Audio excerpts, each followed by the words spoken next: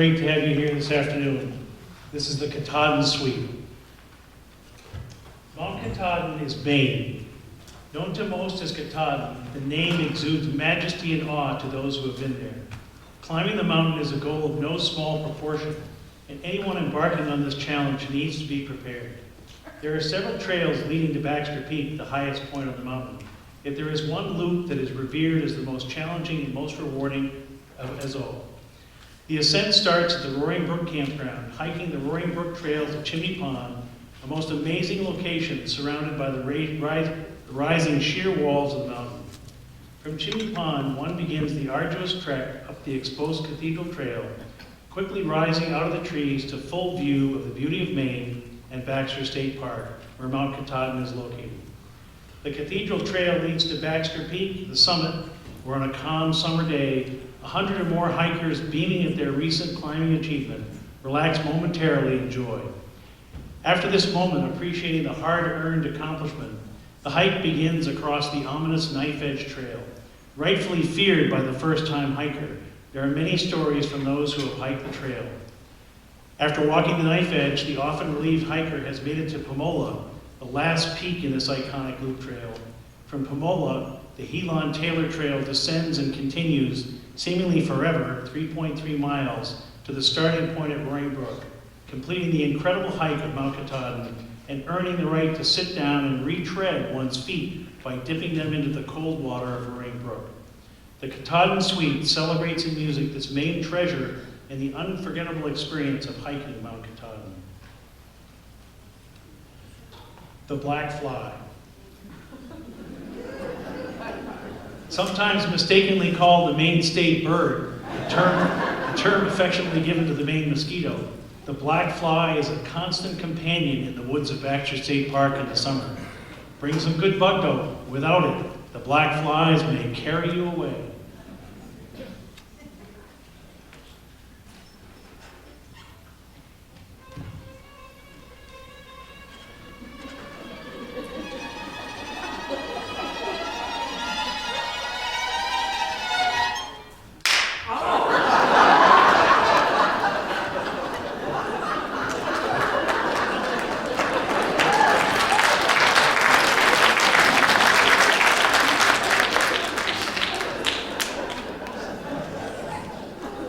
Roaring Brook.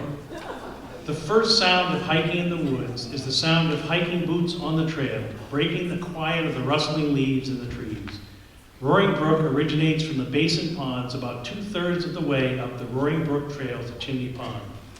In the summer, the flow is small and clear, and cold water babbles over the granite rocks, cascading down step by step from run to pool, run to pool. With each small distance, trickling streams feed the flow and the brook grows steadily. After a rain, the mountain sheds its wet covering and dumps it into the flows feeding Roaring Brook, named for the powerful and sometimes almost deafening sounds it produces for the close-by listening ear. Eventually, like most hiking trails that come upon a stream in the forest, the trail and stream begin to diverge, and the roar begins to fade away, back to the still of the forest and the sole sound of the steady footsteps that proceed forward toward their goal.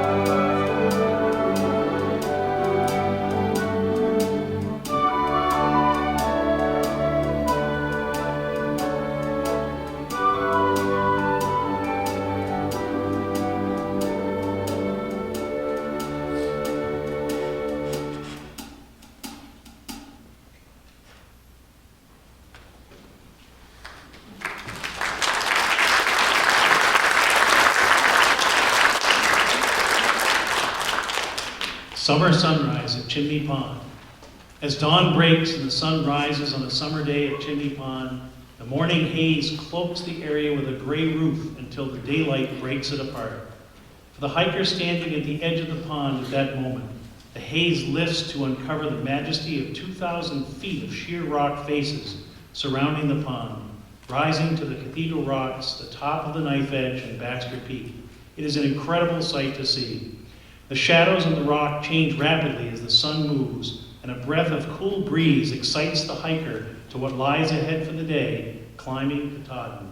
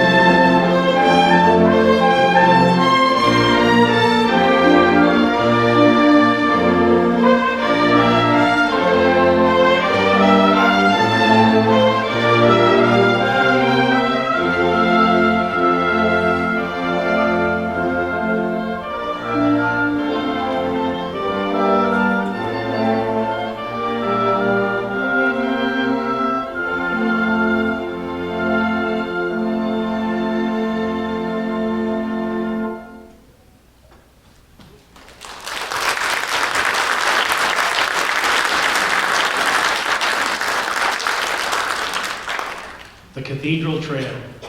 Looking from Chimney Pond on a clear day, the Cathedral Trail looms in the near distance as seen with head lifted up.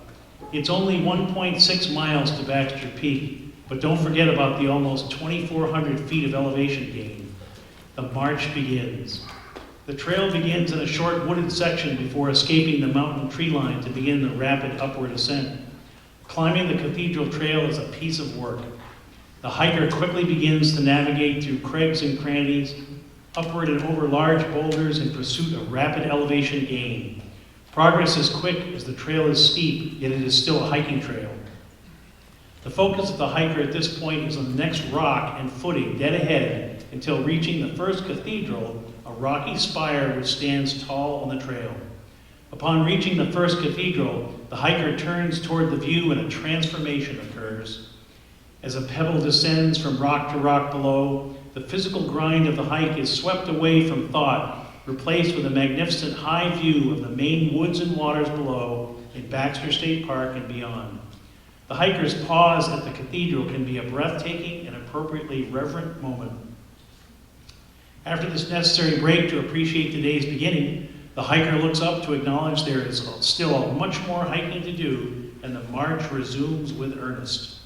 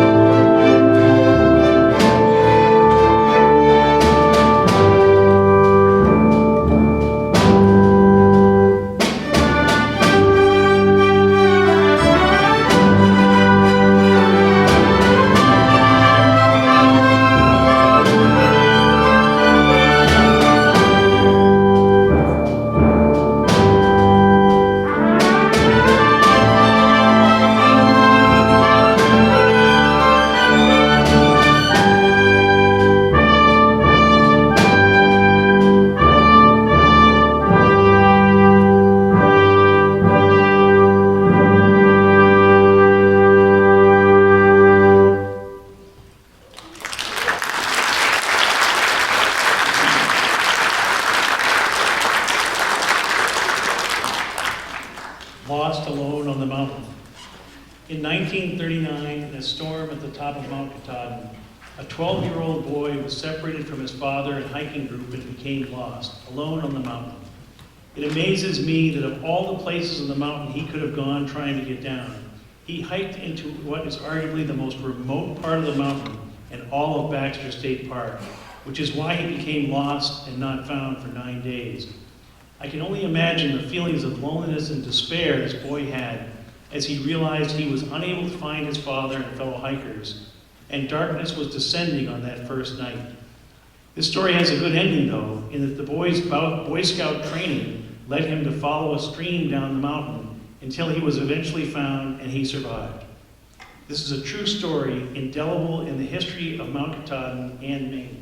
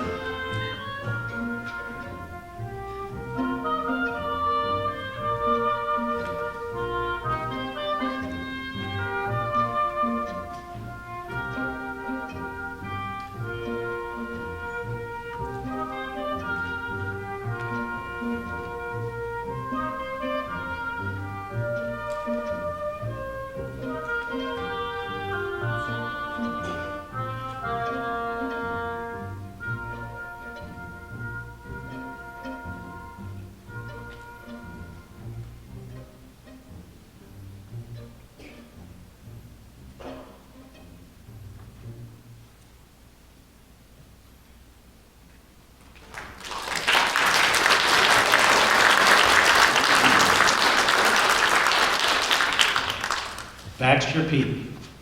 Baxter Peak, the summit of Mount Katahdin, 5,267 feet high with a pile of rocks ascending to be 1 complete mile above sea level. Every hiker tries to touch the top of the pile.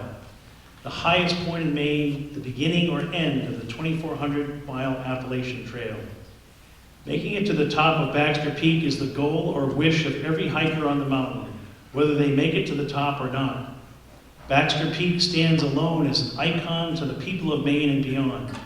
The achievement of hiking to the summit of Baxter Peak, hiking is the only way to get there, is unforgettable to those who have made it. On a clear day, the 360-degree view extends to the ocean and into Canada. Majestic is an understatement.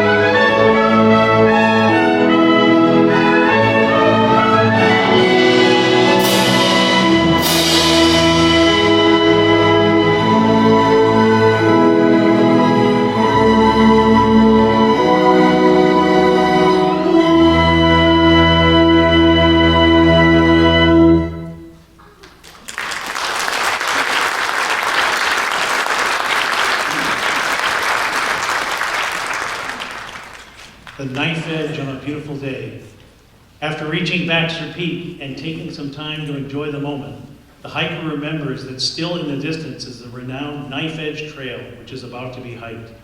For the first time hiker of Katahdin, facing the Knife Edge Trail is a bit daunting as its seemingly sharp edge cuts the sky only a half a mile away. However, as the trail from Baxter Peak proceeds southeast and rounds the corner at South Peak, one realizes that the Knife Edge Trail is not sharp at all at that point. It's actually quite rounded as the trail proceeds forward. And a certain relief is felt about the trail not being as difficult as it looks from below. Actually, on a beautiful summer day at this point in the trail, a hiker can legitimately feel as if they are on top of the world.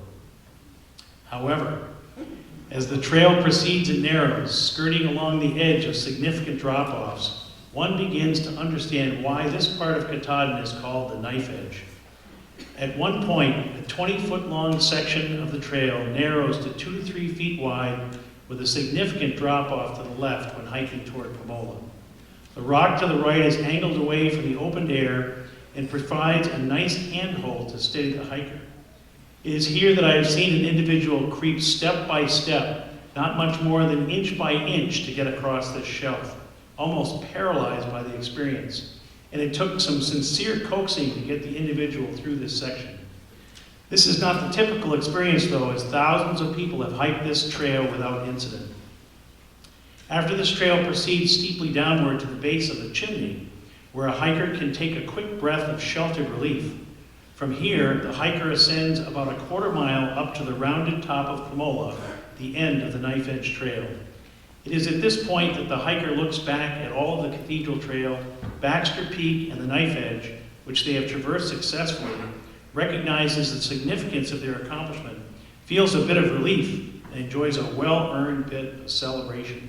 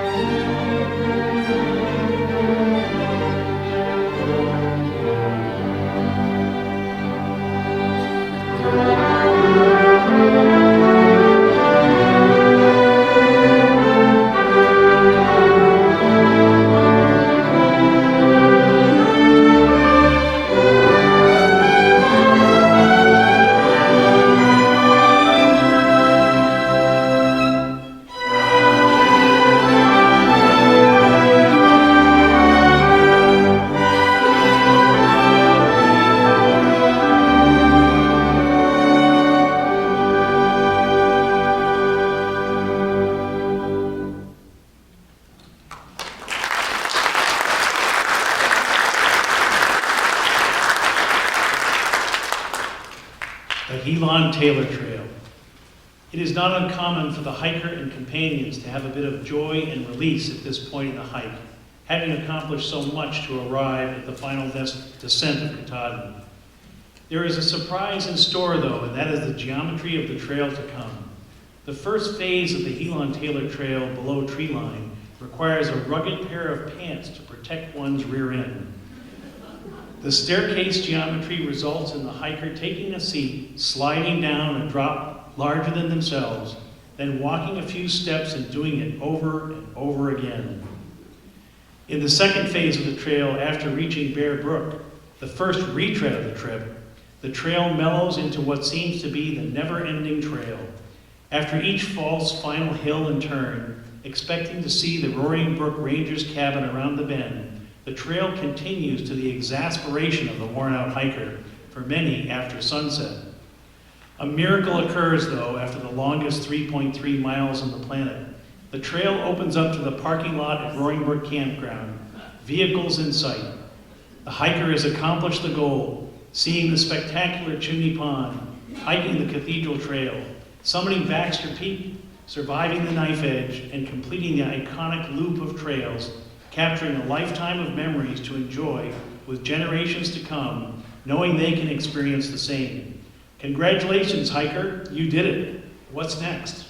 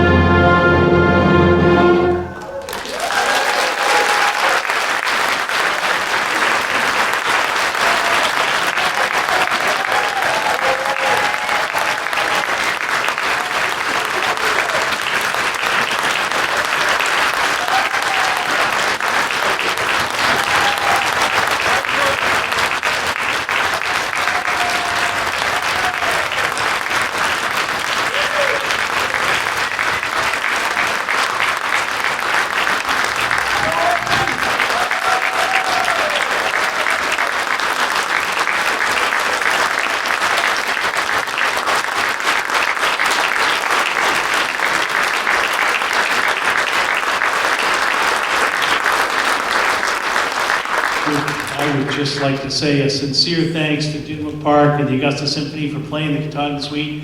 It does take a lot of work to get something like this from paper to performance. Really a great job. And last, thank you all for coming today. Happy Mother's Day. And we'll have a short intermission. Thank you very much.